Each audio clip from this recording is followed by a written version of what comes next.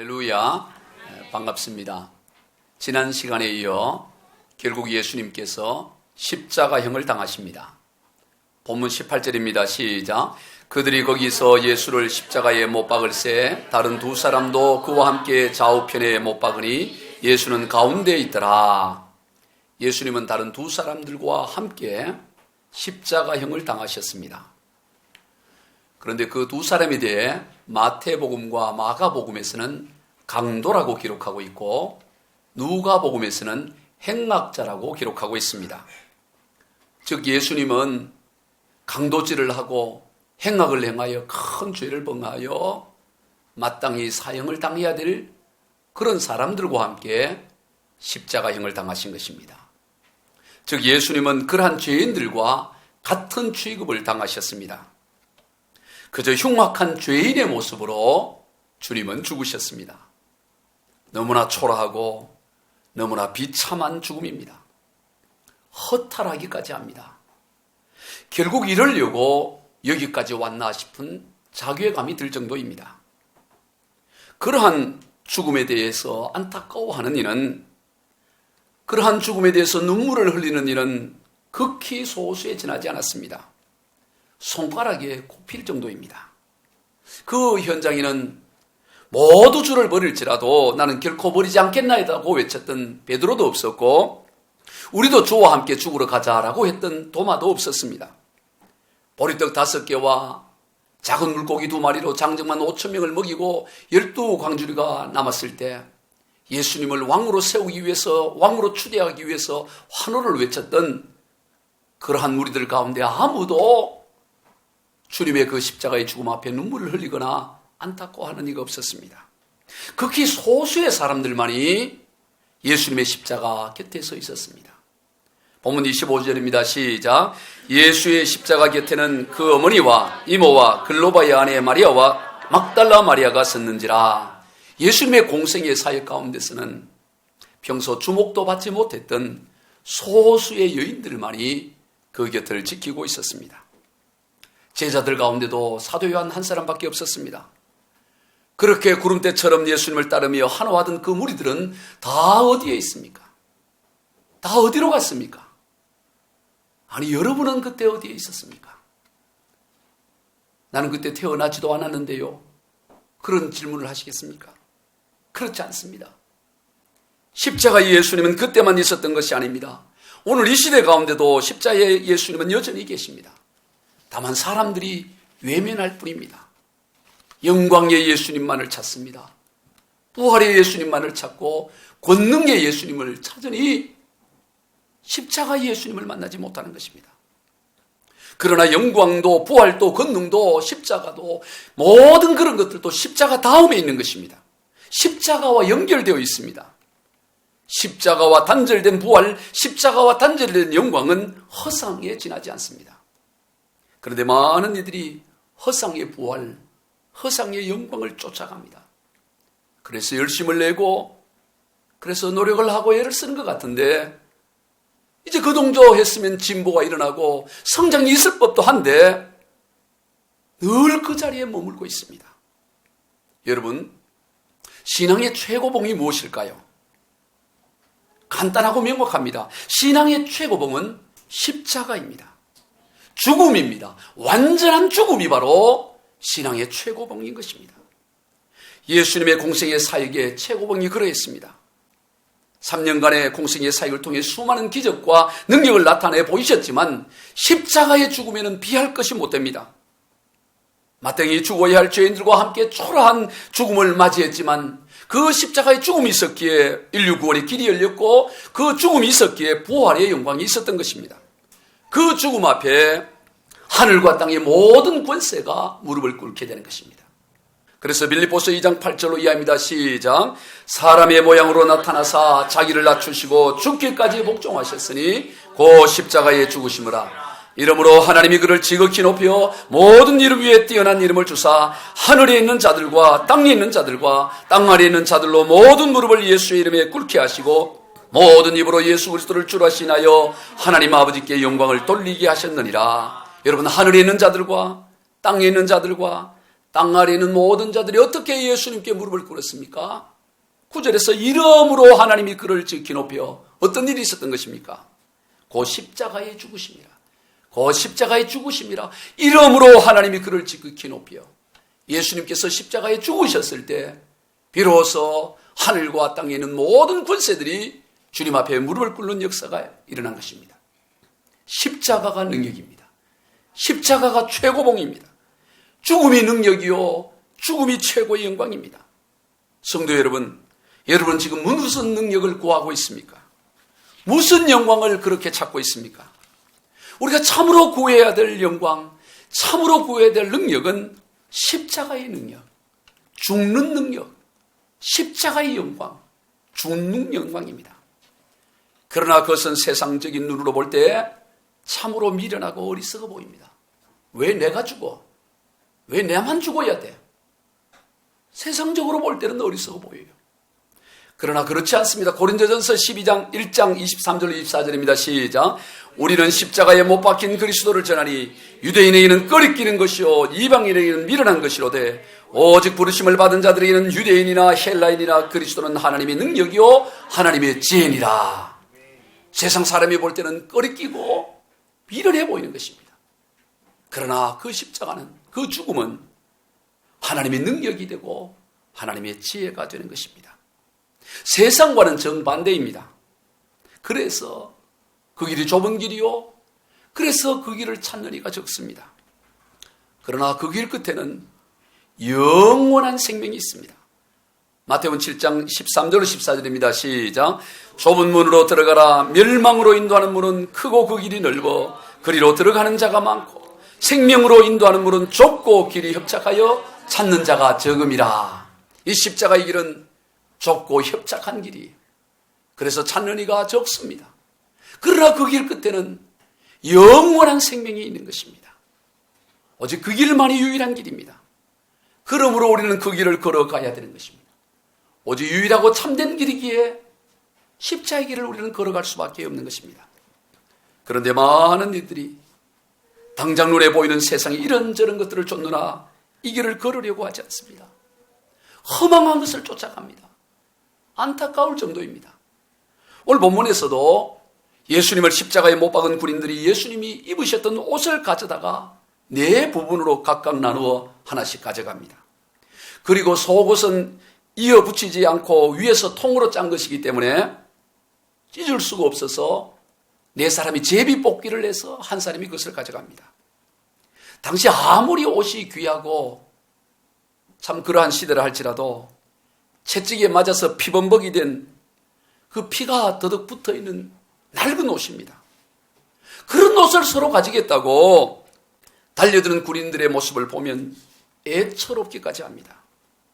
예수님의 그 속옷을 제비 뽑을 때 그 사람들의 마음이 어땠을까요? 저 내가 뽑혀야 되는데, 내가 가져가야 되는데, 아마 마음이 조마조마하지 않을까 싶어요. 여러분, 그런 모습을 보면 비참할 정도로 애처로워요. 앞서 요한복음 6장에서 예수님께서는 자신의 살과 피를 먹고 마셔야 한다라고 하셨습니다. 누구든지 예수님의 살을 먹고 예수님의 피를 마시는 사람만이 영원한 생명을 가지게 되고 마지막 날에 다시 살아날 것이다. 그렇게 말씀하셨습니다. 예수님의 살이 참된 양식이요, 예수님의 피가 참된 음료라고 하십니다. 우리 요한복음 6장 54절 이하입니다. 시작. 내 살을 먹고 내 피를 마시는 자는 영생을 가졌고 마지막 날에 내가 그를 다시 살리리니 내 살은 참된 양식이요 내 피는 참된 음료로다. 참된 양식, 참된 음료를 먹어야 된다는 거예요. 예수님의 살이 참된 양식이고 예수님의 피가 참된 음료라고 했습니다. 그런데 지금 그 예수님 앞에서 예수님의 옷가지를 서로 가져가려고, 그걸 가지려고 그렇게 서로 다투고 제비 뽑기까지 하는 것을 보게 됩니다. 예수님의 살과 피에 비하면 그까짓 옷이 무슨 의미가 있겠습니까? 먼지에도 지나지 않습니다. 아무것도 아닙니다. 성도 여러분, 여러분은 혹 오늘 본문에 나오는 군인들처럼 찢어지고 피 묻은 헌 옷가지 같은 것을 서로 취하기 위해서 마음을 졸이고 또 다투고 있지는 않습니까? 여러분이 서로 갈등하고 마음 아파하고 시험하는 이유가 예수님의 살과 피를 더 많이 먹고 마시기 위해서가 아니라 예수님의 그 피 묻은 낡아버린 그런 헌옷을, 그 옷가지를 취하기 위해서 서로 자기가 그 옷가지 가지려고 그것 때문에 시험에 들고 낙심하고 절망하고 있지는 않습니까? 예수님의 살과 피를 먹고 마셔야 합니다. 그러면 예수님의 살과 피가 무엇일까요? 예수님은 자신의 살과 피를 참된 양식이고 참된 음료라고 말씀하셨습니다. 사람은 누구나 양식을 먹고 음료를 마셔야만 살 수 있습니다. 밥을 먹어야 되고 물을 마셔야 합니다. 양식과 음료가 없이는 생존 자체가 불가능합니다. 바로 예수님의 몸과 예수님의 살과 피가 그렇다는 거예요.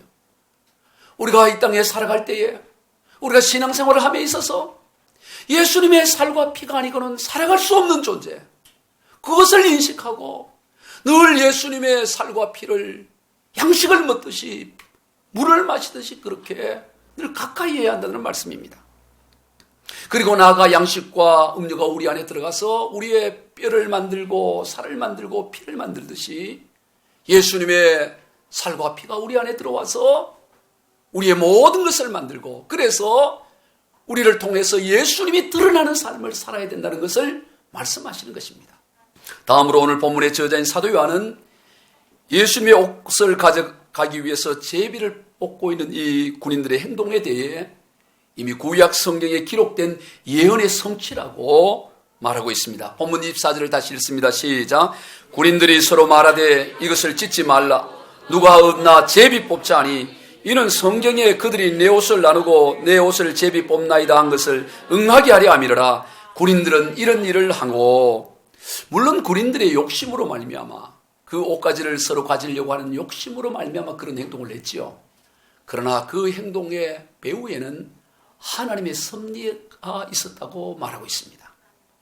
하나님의 놀라운 섭리가 그 가운데 있고 하나님의 예언의 성취라고 말씀하는 거예요. 시편 22편 18절의 말씀입니다. 시작. 내 겉옷을 나누며 속옷을 제비 뽑나이다. 시편 22편은 다윗의 시입니다. 다윗은 예수님보다 약 1000년 전의 사람이에요. 1000년 전의 다윗이 이 시편 22편을 기록하면서 마치 예수님께서 십자가에 죽으시는 그 장면을 지켜보면서 기록한 것처럼 그렇게 세밀하게 기록하고 있습니다. 한치의 오차도 없는 하나님의 역사임을 우리가 보게 되는 거예요. 우리는 여기에서 모든 것이 하나님의 섭리 가운데 있음을 알게 됩니다. 여러분, 늘 말씀을 드리지만 전능하신 하나님은 살아계시고 하나님 몰래 일어나는 일은 아무것도 없습니다.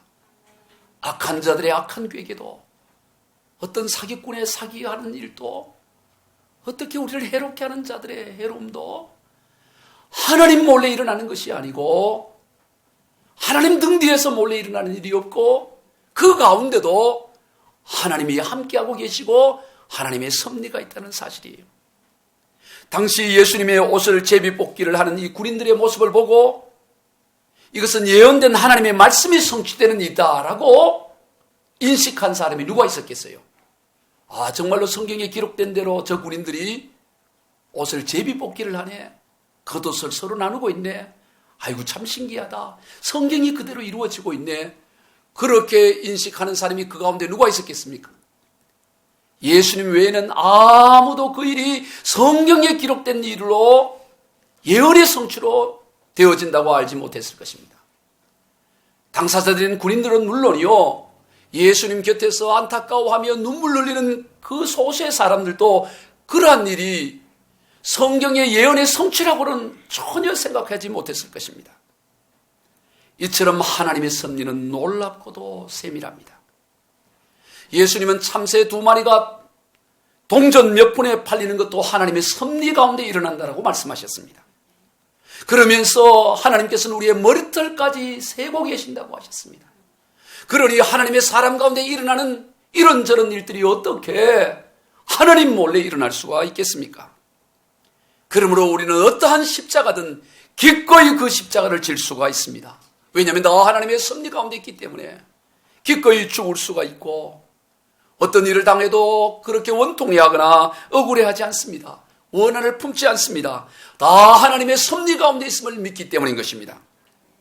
예수님은 십자가에서 죽는 자신의 죽음에 대해서 하나님으로부터 주어진 것이라고 반복해서 말씀했습니다.